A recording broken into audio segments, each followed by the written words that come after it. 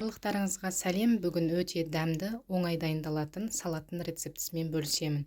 Бізге қажет кепкен саңырауқұлақ, жақсылап жуып тазалап, жарты сағатқа салқын суға салып қоясыздар.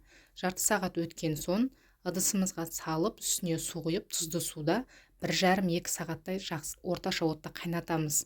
Одан кейін табамызға сарымсағымызды салып, кейін оның үстінен біраз қасықтай соевый соус қосамыз. Одан кейін жаңағы пысқан керенқұлақтарымызды жақсылап сығып, осы табамызға салып, бір 5-10 минуттай қуырып аламыз. Осылай барлығын салып қуырып аламыз. Бұл жерде самсақтарыңыз қатты қызарып кетпесін, менікі кішкене қызарып кетті. Одан кейін бөлек ыдысқа салып аласыздар. Егер де үлкен болып кетсе, ортасынан бөлсеңіздер де болады.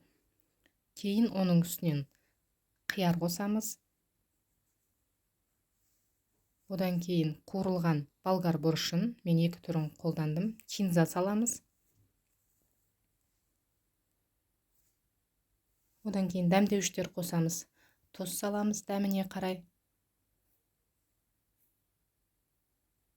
Одан кейін паприка қосамыз.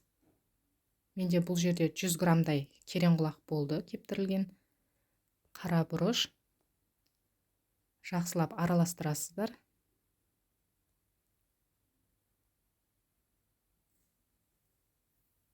Одан кейін соевый соус біраз қасықтай салып, тағы да жақсылап араластырасыздар. 1-2 сағатқа тоңазтқышқа қойып қойсаңыздар, өзінің соғы бөлініп, дәмді болып шығады.